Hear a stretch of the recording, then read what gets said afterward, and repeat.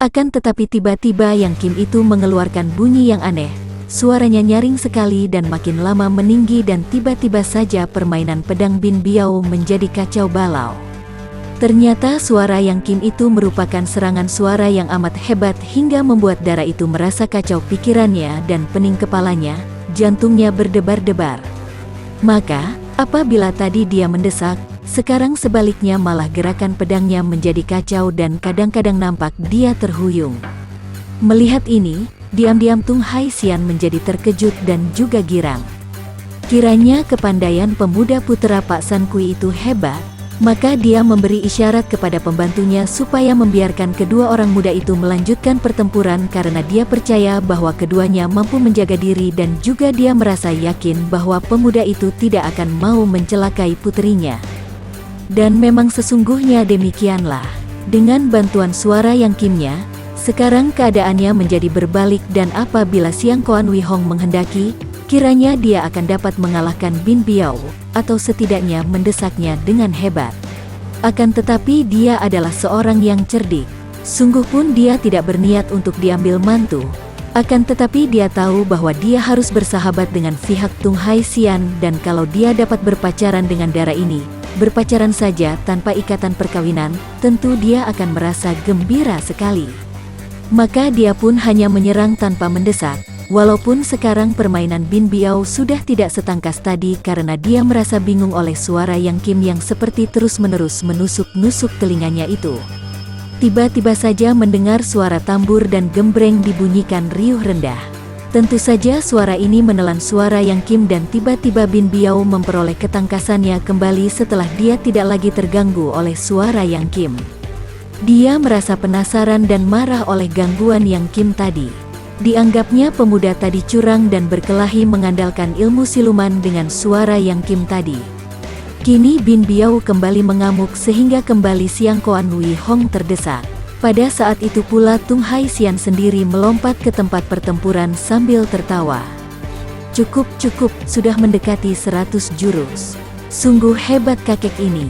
Begitu dia masuk, dia mampu menolak Yang Kim dan pedang dengan hawa pukulan tangannya yang dikembangkan ke kanan kiri dan dua orang muda itu terdorong ke belakang. Siang Koan Wee Hong terkejut dan kagum sekali, maklum bahwa tingkat kepandaian kakek pendek ini amat tinggi, barangkali setingkat dengan ayahnya. Maafkan kebodohan saya, Siang Koan Wee Hong menjura. Kembali Tung Hai Xian tertawa. Kepandaian putra Pak San Kui benar-benar hebat, kata Datuk Timur itu dan kesempatan ini dipergunakan oleh Siang Koan Wee Hong untuk menjura kepada kakek itu sambil berkata, suaranya halus dan lantang sehingga dapat terdengar oleh semua tamu. Paman, saya kira Bin Siokia sudah terlalu banyak bermain pedang dan sudah lelah. Oleh karena itu, apabila diperkenankan, biarlah saya mewakilinya melayani orang-orang yang masih ingin memperlihatkan kepandaian di panggung ini untuk meramaikan pesta. Tung Hai Xian tertawa. Engkau baik sekali, Siang Koan Kongcu, dan kami menghargai sekali bantuanmu untuk meramaikan pesta kami. Akan tetapi siapakah lagi di antara para sahabat yang berada di panggung ini yang masih suka maju memperlihatkan kepandaian dan meramaikan pesta? Paman Tung Hai Xian yang terhormat, bukankah di bawah panggung ini masih terdapat banyak sekali tamu yang lihai? Siang Koan Wee Hong berkata sambil tertawa dan secara sambil lalu, dia mengerling ke arah para tamu di bawah panggung sebelah kanan di mana duduk Han Tiong dan Tian Xin. Bahkan jumlah tamu di bawah itu jauh lebih banyak bila dibandingkan dengan para tamu yang duduk di atas panggung. Anak yang baik, kau jangan main-main. Sedangkan para tamu yang duduk di atas panggung saja tidak ada yang maju memperlihatkan kepandaian, apalagi yang berada di bawah panggung. Apakah Paman hendak mengatakan bahwa mereka itu hanyalah orang-orang kelas rendahan saja? Tidak kusangka sama sekali bahwa keturunan mendiang Pangeran Cheng Han Ho kini hanya menjadi tokoh kelas rendahan saja. Keturunan Pangeran Cheng Han Ho? Datuk yang bertubuh katai itu berseru kaget dan memandang heran. Bahkan semua tamu yang mendengar disebutnya nama ini menjadi amat terkejut. Mereka lantas memandang ke kanan kiri untuk mencari-cari keturunan orang yang dahulu pernah menggemparkan seluruh dunia persilatan itu. Benarkah pangeran yang amat terkenal itu mempunyai keturunan dan bahkan sekarang hadir di tempat itu? Sementara itu saat mendengar semua kata-kata itu, Tianxin tak mampu lagi menahan kemarahannya sehingga tanpa dapat dicegah oleh Kong Liang dan Han Tiong, dia sudah meloncat naik ke atas panggung sambil berteriak. "Siang Koan Wei Hong, siapa yang takut kepadamu? Hayo majulah kalau engkau memang laki-laki." Melihat majunya pemuda yang amat tampan ini, Tung Haixian menjadi terkejut dan juga memandang heran. Apakah engkau yang disebut keturunan Pangeran Cheng Han Ho?" tanya kakek itu. "Benar, saya Cheng Tianxin memang adalah putra tunggal Pangeran Cheng Han Ho. Tadi orang si Siang Koan ini mengajukan tantangan. Nah, saya datang untuk menyambut tantangannya itu," kata Tianxin sambil menjura kepada orang tua itu. Tung Haixian menjadi sangat gembira. Sebagai seorang datuk persilatan, tentu saja dia pun mempunyai semacam penyakit, yaitu suka sekali menonton pertandingan silat, apalagi kalau hal itu dilakukan oleh orang-orang yang pandai. Putra Pangeran Cheng Han Ho, dia sendiri belum pernah bertemu dengan pangeran yang sudah meninggal dunia itu, akan tetapi nama besarnya telah didengarnya, sebagai seorang jagoan yang tak pernah terkalahkan, demikian menurut kabar yang didengarnya. Tentu saja dia memandang pemuda itu dengan sinar mata lain dan dia pun ingin sekali melihat bagaimana kepandaian putra pangeran yang amat terkenal itu. Dan pemuda ini putra seorang pangeran. Meskipun pangeran yang sudah menjadi pemberontak, betapapun juga putra pangeran, berdarah bangsawan tinggi. Hal ini saja sudah sangat menarik perhatiannya, maka dia segera mundur sambil berkata, "Silakan, silakan." Siang Koan Wei Hong adalah seorang pemuda yang amat cerdik. Ketika tadi dia melihat hadirnya Han Tiong dan Tianxin sudah timbul akalnya untuk membalas kekalahannya tempo hari, dan kalau mungkin mengalahkan dan menghina pemuda-pemuda itu di depan orang banyak. Tetapi kalau tidak mungkin, maka dia ingin mengadu domba antara mereka dengan pihak tuan rumah. Itulah sebabnya maka dia sengaja merendahkan mereka atau memanaskan hati mereka, yang hanya diterima sebagai tamu-tamu rendahan saja oleh Tung Haixian. Namun sungguh tak disangkanya bahwa Tianxin demikian beraninya untuk muncul juga dan mengaku sebagai putra Pangeran Cheng Han Ho dan menantangnya. Akan tetapi dia sama sekali tidak merasa takut. Memang dia pernah kalah oleh Tianxin, akan tetapi kekalahannya itu adalah karena dia menghadapi pemuda itu dengan tangan kosong, dan dia tidak menyangka bahwa putra pangeran itu memiliki ilmu Ti Hi Beng yang sangat lihai itu. Sekarang dia memegang yang kimnya, dan dia tahu bahwa lawannya memiliki Ti Hi Beng, dia tahu bagaimana harus menghadapinya dan sekali ini dia tidak akan kalah. Maka sambil tersenyum dia lalu menghadapi Tianxin. "Hahaha, engkau anak pemberontak, masih berani banyak laga? Bersiaplah dan lekas keluarkan senjatamu." Siang Koan Wei Hong menantang. Tianxin tersenyum mengejek. "Engkau boleh berbesar hati karena memegang senjata yang kimmu, Siang Koan Wei Hong, akan tetapi aku merasa cukup menghadapimu dengan kedua tangan kosong saja." Semua orang termasuk Tung Haixian, terkejut mendengar ini dan menganggap pemuda keturunan Pangeran Cheng Han Ho itu terlalu tinggi hati. Menghadapi Yang Kim putra Pak San Kui yang amat lihai itu dengan tangan kosong? Akan tetapi, sikap dan wajah Tianxin sudah menarik hati Bin Biao, dan memang tadi pun dia sudah mengharapkan agar pemuda yang memuji ilmu pedangnya ini mau naik ke panggung sebelum Siang Koan Wei Hong muncul. Maka, melihat kini pemuda itu muncul dan mendengar bahwa pemuda tampan itu adalah putra seorang pangeran, dan melihat pula kegagahannya yang hendak melayani Siang Koan Wei Hong yang bersenjata Yang Kim dengan tangan kosong, Bin Biao cepat melangkah maju dan berkata kepada Siang Koan Wei Hong, "Harap Siang Koan Kongcu suka mundur. Aku sendiri akan menghadapi orang si Cheng ini." Siang Koan Wei Hong pura-pura kaget, sungguh pun di dalam hatinya dia merasa senang. Betapapun juga, agaknya dia akan berhasil mengadu domba antara Tianxin dan pihak tuan rumah. Tapi aku sudah sanggup untuk menandinginya. Siang Koan Kongcu, ingat bahwa engkau tadi bertindak sebagai wakilku, tanpa bertanya apakah aku mau kau wakili ataukah tidak. Dan sekarang aku mau menyatakan bahwa aku tidak ingin kau wakili untuk menghadapi siapapun yang naik ke panggung ini. Aku hendak menghadapinya sendiri." Bin Biao tidak tersenyum lagi. namun memandang Siang Koan Wee Hong dengan mata bersinar-sinar penuh tantangan. Siang Koan Wee Hong menggerakkan pundak seperti orang yang tidak berdaya, kemudian memandang kepada Tianxin. Agaknya belum tiba saatnya engkau roboh di tanganku, Cheng Tianxin. Biarlah kita bertemu di lain kesempatan.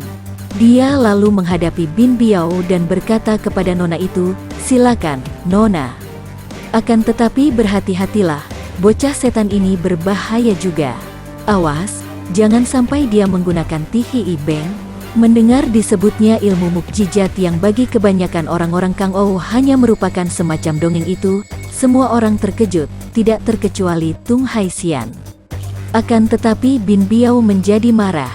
Aku tahu bagaimana harus menghadapi lawan-lawanku, bentaknya, dan Siang Koan Wee Hong lalu kembali ke tempat duduknya. Tianxin menjadi bingung sesudah Siang Koan Wee Hong pergi meninggalkan dia dan kini berhadapan dengan nona manis itu. Dia memandang dengan penuh keraguan, tidak tahu harus berbuat apa. Akan tetapi, aku tidak hendak melawanmu, nona. Bin Biao tersenyum manis. Apakah engkau menganggap bahwa aku kurang berharga untuk menandingimu dalam ilmu silat? Bukan begitu, tapi... Pada saat itu, nampak bayangan berkelebat dan tahu-tahu tubuh Kong Liang telah berada di atas panggung. Semua tamu terkejut, itulah gerakan yang amat ringan dan cepatnya, membayangkan ginkang tingkat tinggi.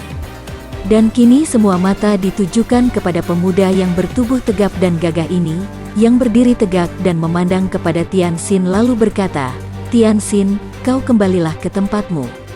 Tianxin memandang pamannya dan dia segera tahu bahwa pamannya itu marah sekali kepadanya. Lantas teringatlah dia bahwa dia datang sebagai anggota rombongan wakil Qin Ling Pai dan bahwa tadi dia meloncat ke atas panggung tanpa perkenan pamannya, maka dia merasa bersalah. Tadi dia berbuat seperti itu karena tidak dapat menahan kemarahan hatinya ketika nama ayahnya disebut-sebut oleh Siang Koan Wee Hong. Dan kini, berhadapan dengan pamannya yang marah, dia hanya dapat mengangguk saja. Maafkan, paman, katanya dan dia pun melompat turun, kembali ke tempat duduknya di dekat Han Tiong yang memegang lengan adiknya dan menyuruhnya sabar dengan satu tepukan tangan pada bahunya. Sementara itu, Chia Kong Liang yang kini telah berdiri di atas panggung, segera memberi hormat ke arah tempat duduk Tung Haixian dan keempat penjuru, ke arah penonton.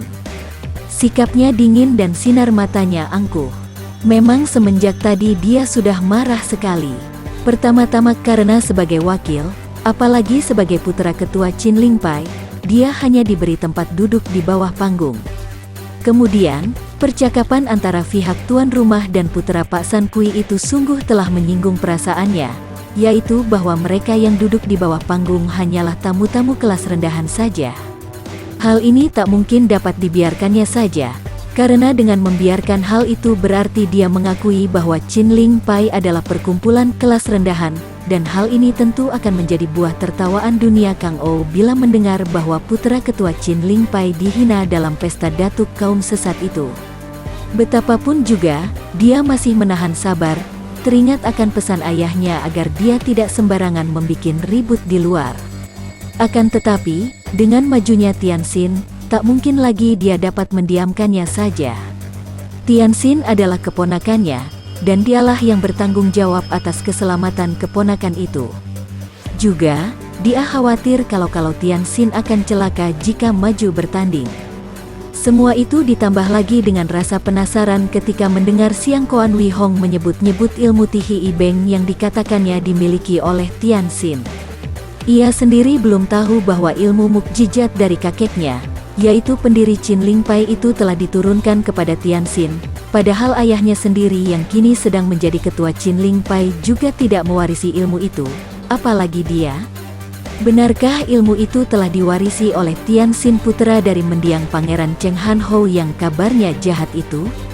Dia merasa penasaran, maka dia langsung meloncat ke atas panggung dan menyuruh Tianxin turun, yang diturut oleh keponakannya itu.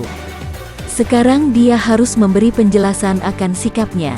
Cui yang terhormat, katanya ditujukan kepada pihak tuan rumah, berikut juga para tamu. Saya adalah Chia Kong Liang, datang ke sini untuk mewakili ayah saya, yaitu Ketua Chin Ling Pai, memenuhi undangan pihak tuan rumah, bersama 2 orang keponakan saya, yang seorang di antaranya adalah Cheng Tianxin tadi. Nah, sebagai wakil Chin Ling Pai, kami mengajukan diri, bukan untuk memamerkan kepandaian, melainkan memperlihatkan bahwa kepandaian seseorang tak dapat diukur dari kekayaan atau nama besar, juga untuk sekedar membantu memeriahkan suasana pesta. Biarlah kami sekalian menjadi wakil dari para tamu kelas rendahan yang duduk di bawah panggung. Ucapan Chia Kong Liang ini nadanya keras bukan main, seolah-olah menamparkan muka tuan rumah sehingga wajah Tung Hai Sian seketika menjadi pucat, kemudian berubah merah. Dia merasa tak enak sekali dan diam-diam menyesalkan para pembantunya yang kurang teliti, sehingga pemuda-pemuda wakil dari perkumpulan-perkumpulan besar diberi tempat di bawah, bahkan putra mendiang Pangeran Cheng Han Ho juga diberi tempat di bawah panggung. Akan tetapi, diam-diam dia pun gembira melihat bahwa pemuda perkasa dari Chin Ling Pai itu mau melayani puterinya. Dengan demikian, kini makin banyak bermunculan pemuda-pemuda yang baik sehingga memudahkan pemilihannya. Mula-mula Siang Koan Wee Hong, lalu putra pangeran itu yang belum sempat disaksikannya sampai di mana tingkat ilmu silatnya. Sungguh pun dia sudah girang sekali mendengar dari Siang Koan Wee Hong tadi bahwa putra pangeran itu memiliki ilmu mukjizat Ti Hii Beng. Selain putra pangeran itu, kini putra ketua Chin Ling Pai. Dia sendiri pernah mendengar tentang Chin Ling Pai, akan tetapi karena sudah lama sekali Chin Ling Pai tidak pernah menonjolkan diri di dunia Kang Ou, maka kini nama Chin Ling Pai tidak terkenal lagi dan nama besarnya seolah-olah semakin pudar. Maka kini kemunculan putra ketua Chin Ling Pai menarik perhatian para tokoh Kang Ou, terutama sekali kaum tuanya yang dulu pernah mengalami masa jayanya perkumpulan itu. Sejak tadi Bin Biao memandang dan memperhatikan Chia Kong Liang dari kepala sampai ke kaki, dan darah ini merasa kagum bukan main. Pemuda ini sungguh gagah, meskipun tidak setampan pemuda putra pangeran tadi, akan tetapi pemuda ini gagah perkasa dan sikapnya demikian penuh wibawa dan matang, kokoh kuat dan penuh keberanian. Kalau saja ilmu silatnya sehebat sikapnya ini, maka dia merupakan seorang pemuda yang sangat hebat. Maka ingin sekali dia menguji kepandaian pemuda ini, apakah selihai ilmu silat Siang Koan Wee Hong yang agaknya memandang rendah wanita itu? Pemuda ini sama sekali tidak memandangnya dengan sikap merendahkan, bahkan memandangnya dengan sekilas saja, dengan pandang mata sopan. Terima kasih bahwa Chia Eng Hiong suka memberi petunjuk kepadaku yang bodoh ini, dia berkata sambil tersenyum manis. Akan tetapi sikap Kong Liang biasa saja, tidak membalas senyum itu, melainkan berkata dengan sikap hormat dan tegas, silakan, ilmu pedang nona indah dan lihai, namun saya kira saya akan mampu menjaga diri. Bin Biao gembira sekali dan dia sudah mencabut pedangnya yang mengeluarkan sinar kilat. Kong Liang juga segera melepaskan pedang Hong Chu Kiam yang tadinya melingkari pinggangnya sehingga nampaklah sinar keemasan yang menyilaukan mata. Melihat ini, Bin Biao lalu memuji, Po Kiam, pedang pusaka yang bagus. Chia Eng Hiong, bersiaplah dan lihat serangan. Dia menyebut Eng Hiong, pendekar, kepada pemuda yang berwibawa ini, dan di dalam hatinya, darah ini sudah tunduk kepada putra Chin Ling Pai ini. Bin Biao sudah menyerang dengan gerakan yang sangat cepat. Akan tetapi Kong Liang tidak pindah dari tempat dia berdiri, bahkan sedikit pun kakinya tidak tergeser. Dia tidak mempedulikan sinar pedang yang bergulung-gulung itu, hanya setiap kali cahaya pedang berkelebat ke arahnya, dia baru menggerakkan Hong Chu Kiam untuk menangkis. Tangkisan pertama itu amat mengejutkan hati Bin Biao karena seluruh tangan kanannya tergetar hebat. Tahulah dia bahwa pemuda ini memiliki tenaga sinkang yang sangat kuat dan bahwa pedang tipis bersinar emas itu benar-benar merupakan pedang yang ampuh. Maka dia bersikap hati-hati dan menyerang dengan lebih cepat. Namun, kemana juga pedangnya menyambar, selalu bertemu dengan sinar emas yang menangkisnya. Padahal pemuda itu sama sekali tidak menggeser kaki. Bahkan ketika dia menyerang dari belakang, sinar emas itu pun telah menangkis di belakang tubuh pemuda itu. Berkali-kali terdengar bunyi berdensing nyaring dan nampaklah bunga api yang berpijaran menyilaukan mata ketika semakin lama semakin sering pula pedang Bin Biao bertemu dengan pedang yang berubah menjadi gulungan sinar emas yang menyilaukan mata itu. Hebatnya, pemuda itu selain tak pernah membalas serangan, juga tubuhnya hampir tidak mengubah kedudukan kakinya, hanya memutar tubuh ke kanan atau kiri dan kemanapun sinar pedang Bin Biao datang menyambar, tentu selalu bertemu dengan cahaya emas yang menangkisnya. Dengan ilmu pedang Siang Bok Kiam Sut, Kong Liang mampu membangun pertahanan yang kokohnya bagaikan benteng baja, dan tidak mudah ditembus oleh sinar pedang Bin Biao. Apalagi dia memang memiliki sinkang yang kuat sekali, sehingga setiap tangkisan yang disertai tenaga membuat lengan darah itu merasa tergetar hebat sekali. Makin lama serangan Bin Biao menjadi semakin lemah dan belum 50 jurus kemudian, ketika Kong Liang memperkuat tenaganya dan menangkis, maka terdengar bunyi keras sekali. Tubuh Bin Biao terhuyung ke belakang. Dia menghentikan serangannya, dahinya penuh keringat sedangkan wajahnya menjadi merah sekali, mulutnya tersenyum malu-malu dan matanya mengerling tajam melebihi tajam pedangnya, dan dia pun menjura. Chia Eng Hiong sungguh pandai, saya mengaku kalah. Setelah berkata demikian, Dara itu lalu mundur dan lari menuju ke tempat duduk ayahnya dengan muka merah dan sikap malu-malu. Melihat hal ini, Tung Hai Xian mengerti bahwa selain pemuda putra ketua Qin Ling Pai itu memang lebih lihai daripada putrinya, juga agaknya Bin Biao sudah jatuh hati kepada pemuda itu, maka mau mengalah sebelum dirinya dikalahkan. Tung Hai Xian pun bangkit berdiri dan di bawah tepuk tangan para tamu yang menyambut kemenangan Chia Kong Liang dengan rasa girang, terutama mereka yang duduk di bawah panggung, karena bagaimanapun juga, tadi Kong Liang mengatakan bahwa dia mewakili para tamu di bawah panggung, dia menghampiri pemuda itu. Chia Sichu sungguh memiliki ilmu pedang yang sangat lihai.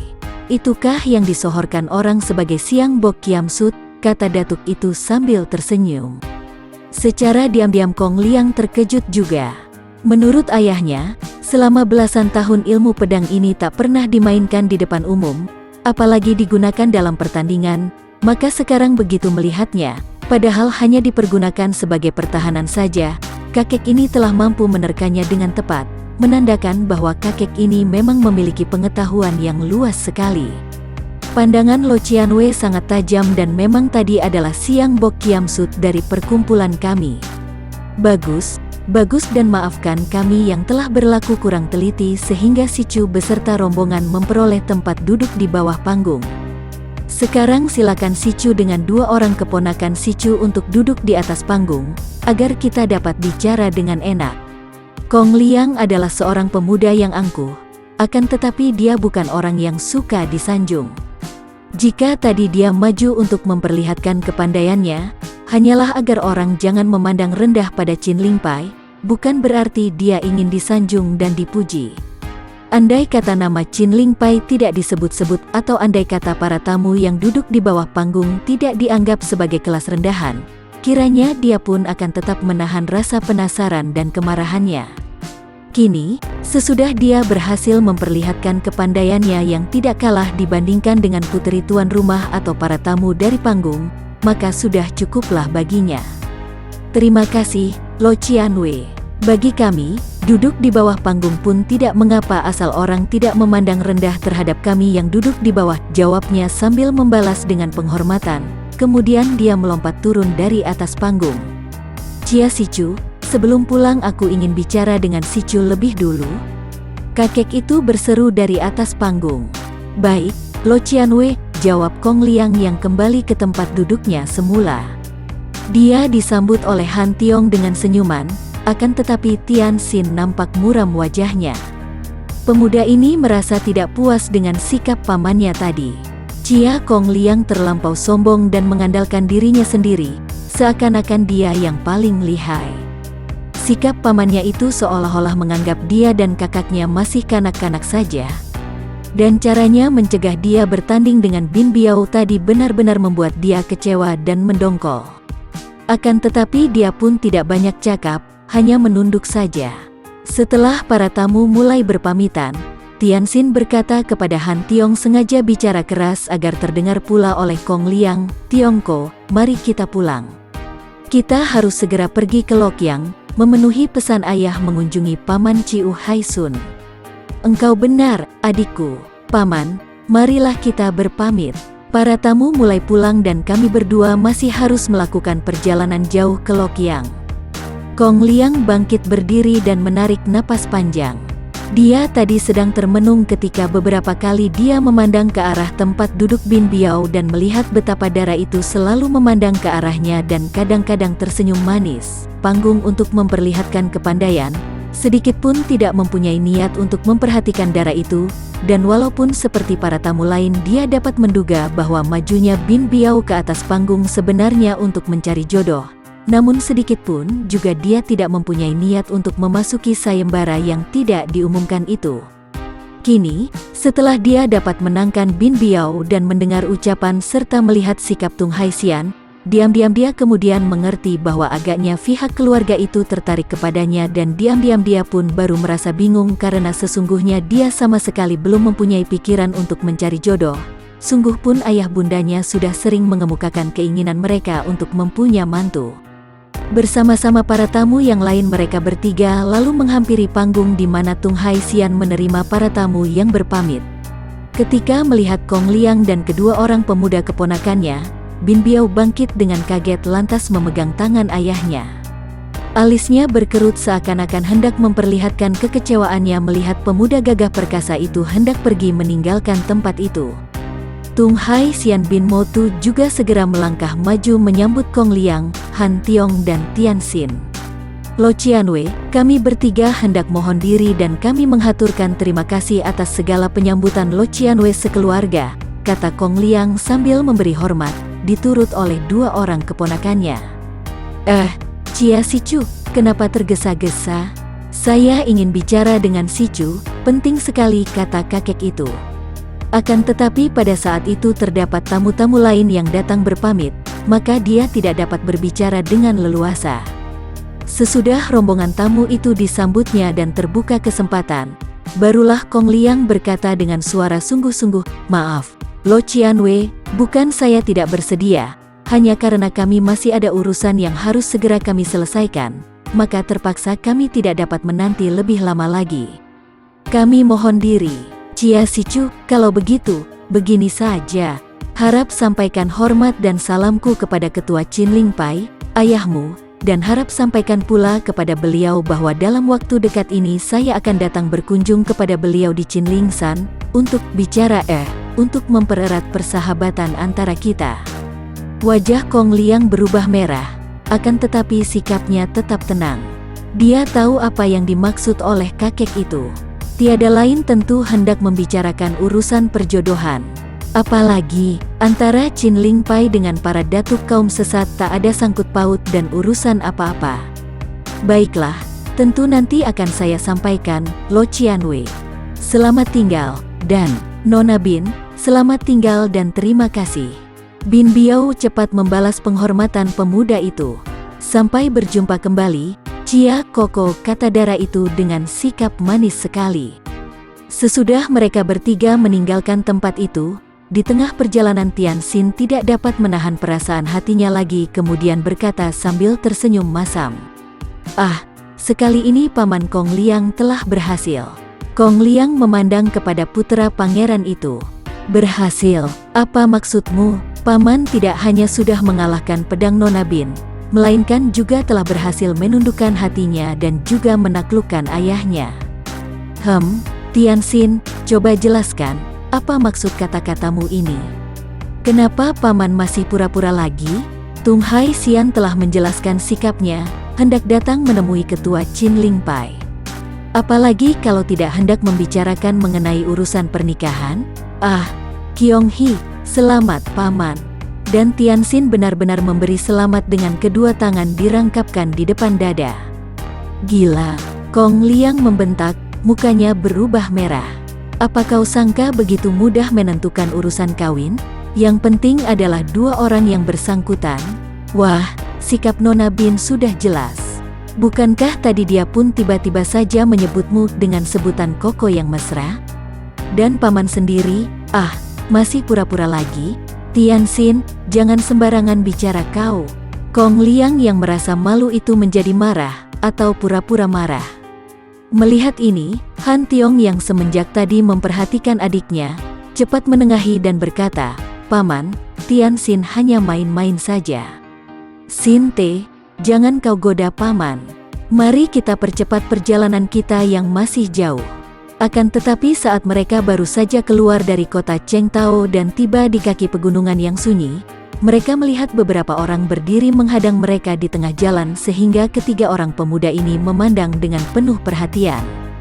Mereka segera mengenal dua orang di antara mereka, yaitu Siang Koan Wei Hong yang tetap memanggul Yang Kimnya, dan seorang dara cantik manis berpakaian mewah yang bukan lain adalah So Qianling, murid dari Si Tianong, dara keturunan penghuni Padang Bangkai yang pernah datang untuk membalas dendam terhadap kakek Yap Kun Leong dan nenek Chia Giok Kong itu.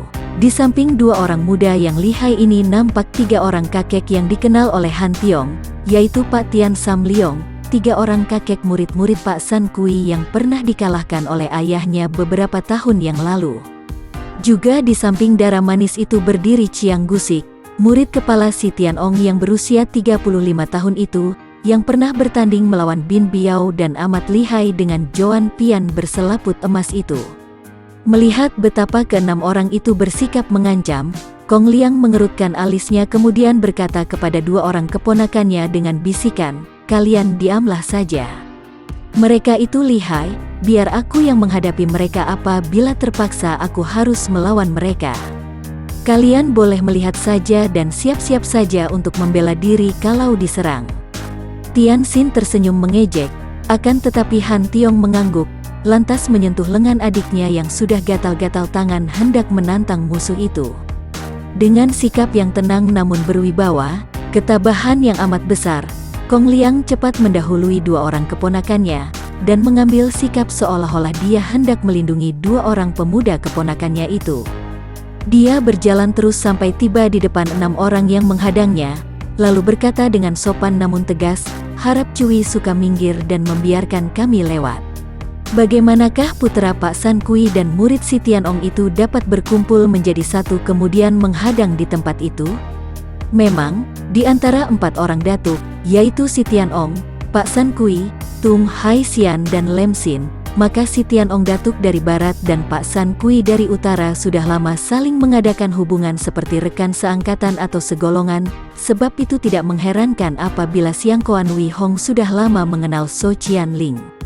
Ketika Siang Koan Wei Hong melihat betapa pemuda putra ketua Qin Ling Pai itu mampu mengalahkan sekaligus menundukkan hati Bin Biao dan bahkan Tung Hai Sian nampak tertarik untuk mengambil mantu pemuda itu, diam-diam Siang Koan Wei Hong merasa tidak senang sekali.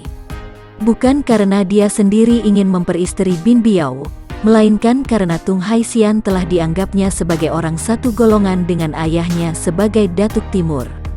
Adapun pemuda itu adalah putra Qin Ling Pai, golongan yang menamakan dirinya kaum pendekar, dan yang semenjak dahulu telah menjadi pihak yang menentang dan ditentang golongan para datuk. Kalau sampai Tung Hai Sian menjadi besan ketua Qin Ling Pai, tentu hal itu berarti akan melemahkan golongan mereka.